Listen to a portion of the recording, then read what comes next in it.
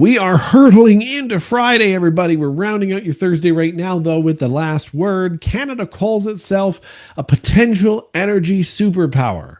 They say it with pride. They print it in their speeches, and Mark Carney repeats it like a mantra every time he's on camera.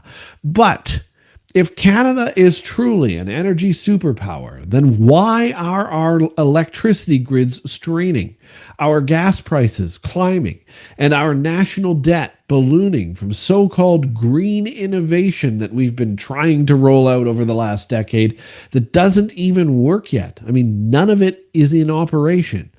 Because here's the truth. We're not an energy superpower anymore.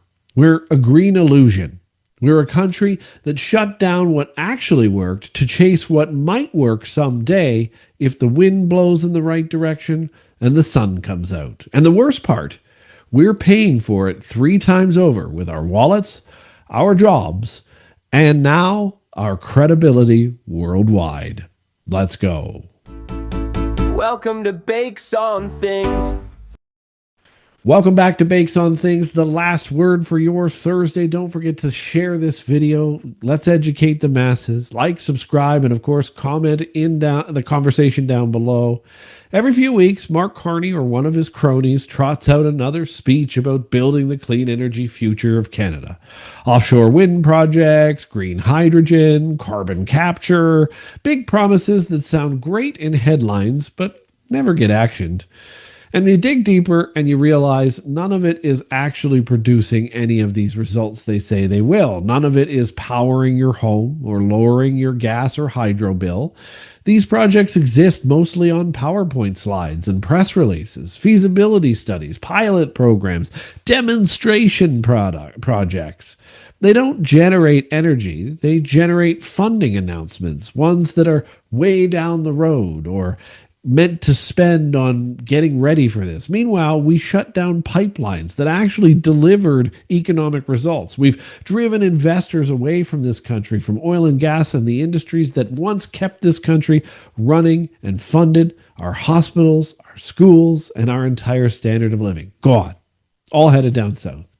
We used to export energy to the world. Now we export apologies and PowerPoint decks about green energy initiatives that we're supposedly going to lead all of you countries in. Are you ready for Canada? We're taking over green.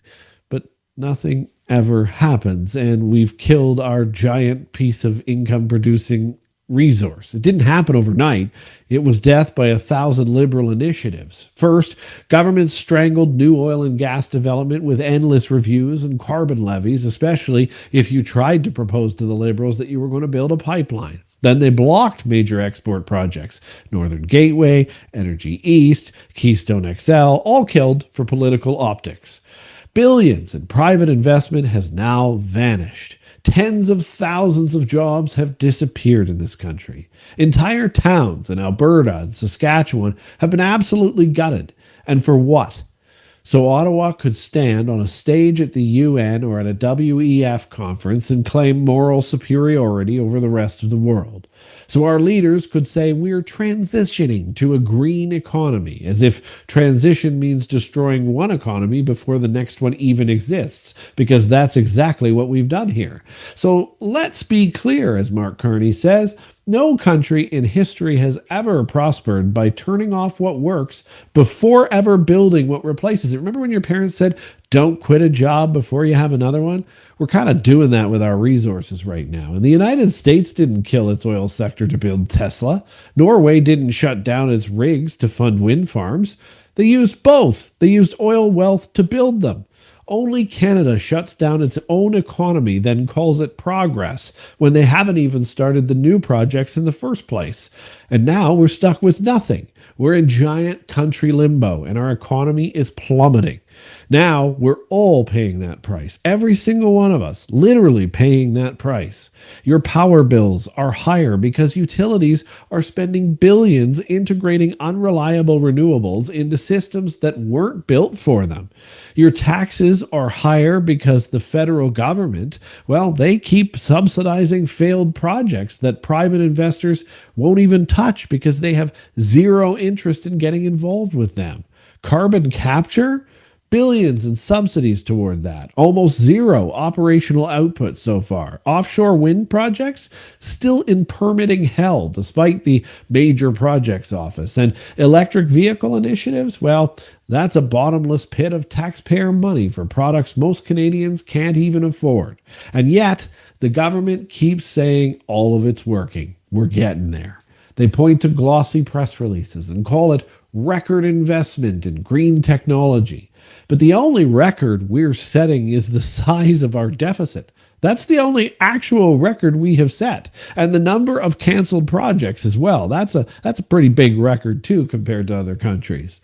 The truth is, this so-called green revolution has become a feeding trough for consultants, for bureaucrats, and politically connected corporations. It's not about energy anymore, it's about control. This is what it's always been about. Control over what you drive, how you heat your home, and what kind of energy you're allowed to use in your home or in your vehicle. Again, it's all about control. And there's a huge hypocrisy here as well. Because if we talk about the rest of the world for a second, well, China is building 2 new coal plants every single week. India is doubling down on natural gas right now. The United States, under Donald Trump, is drilling at record pace and exploring LNG to Europe. And exporting, I should say, LNG to Europe, excuse me. Meanwhile, Canada, sitting on one of the largest reserves of oil, gas, uranium, and hydro on the planet, tells its citizens to buy electric cars that can't charge half the year because the grid is already overloaded or it's too cold and the batteries wear down very, very quickly. We call that leadership. World leadership? I don't think so. No, that's self-sabotage. We are literally watching our competitors get rich off the same resources we refuse to touch, the same resources we leave in the ground. We could be the cleanest, most ethical producer of oil and gas in the entire world, and guess what? We were, but instead, we've let ideology replace engineering. There are ways to make the resources clean. We let politicians who've never worked a day in the energy industry tell us what transition should look like, and it's absolutely killing us. It is destroying the country, the economy, jobs, the cost of living, housing. It's causing people to line up at food banks. It's behind all of it. Behind every glossy green jobs announcement is a shuttered drilling site, a closed refinery, or a family that had to leave Alberta to find work elsewhere. What do you think Alberta, or why do you think Alberta wants to leave Canada so bad right now? The so-called green transition is not just an economic shift, it's a cultural demolition. It's destroying the very communities that built Canada's wealth. And the jobs it's supposedly creating, well, they're government-funded, temporary, and unsustainable careers. You can't replace a $120,000 oil sands job with a $45,000 solar installation gig and call that progress. You've just completely consolidated income there. And yet, every time someone points this out, the response from Ottawa is the same. Don't worry.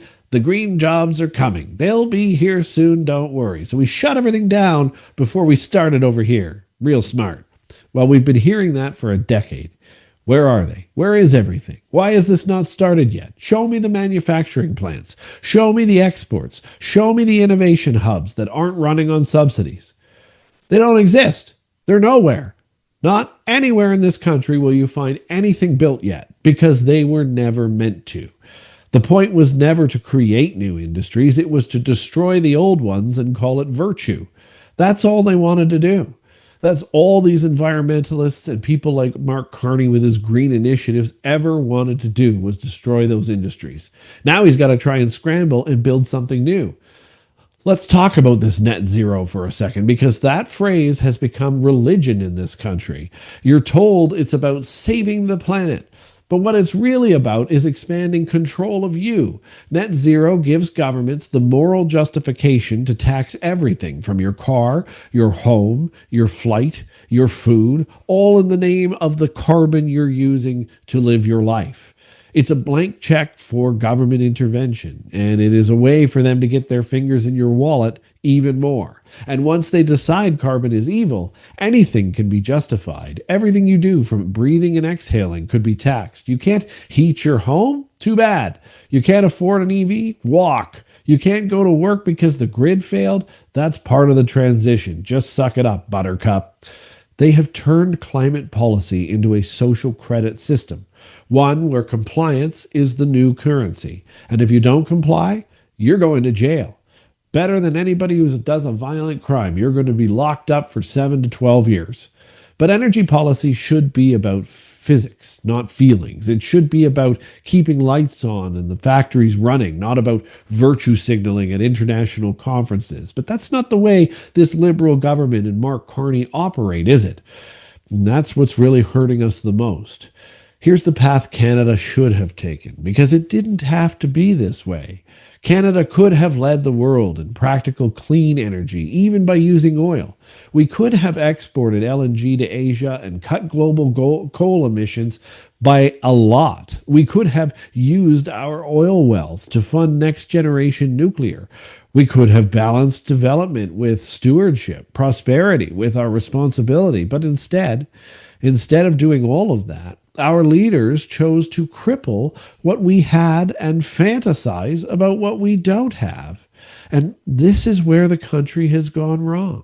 They turned engineers into villains and activists into policymakers. They chased applause in Davos instead of results here at home. And now each and every one of you and I are paying for it.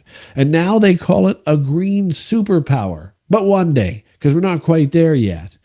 But there's nothing super about watching your power grid strain, your costs climb, and your kids leave for countries that still build things when they grow up because they need to have a career, and that career isn't here. So now that's what we're seeing happening. And there is a reckoning coming from all of this. Make no mistake. Eventually, reality does catch up, and it's already catching up to this country.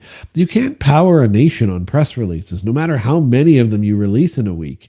You can't heat homes with ideology. And when the blackouts come, when the energy shortages hit, and when industries start leaving for countries that still believe in their production, Canadians will finally realize what we've lost, and that just might be everything. We gave away our energy independence for photo ops. We traded oil rigs for windmills that freeze in the winter. I mean, you can't make this stuff up. We replaced leadership with lectures on climate change. And when the bills come, and all of them will come due, and don't make any mistake about it, they always do. Remember who sold you the lie. Sure wasn't me. It was Mark Carney. And the Liberal government, well, they also sold you the lie. And every bureaucrat who called this destruction a transition sold you that lie. You have been lied to, Canada, for the last decade, and especially within the last year. I'm telling you, they doubled down big time under Mark Carney. It's why he's worse than Justin Trudeau. Canada could be the cleanest, most reliable, most ethical energy supplier in the world. We have the resources, the talent, and the technology. But none of that matters if we keep letting politicians use energy policy as their personal morality play, as their climbers to play on. So the next time you hear a Liberal minister brag about Canada's clean energy future, let's ask them to start thinking about the present. And remember, the only thing clean about it is how cleanly they're robbing you of the future we could have had. As a clean energy superpower, using the resources we do have. Because this isn't a transition, it's a takedown. And until Canadians wake up, the only thing we're going to be powering is the illusion that Canada still matters in this world. And that's a terrifying thought. Thanks for watching Bakes on Things, the last word for your Thursday. We're headed into Friday. Don't forget to like, subscribe, and of course, share your thoughts on this whole topic down below in the conversation that we're all having. And we will see you tomorrow morning on The First Sip. Have a great night, everybody.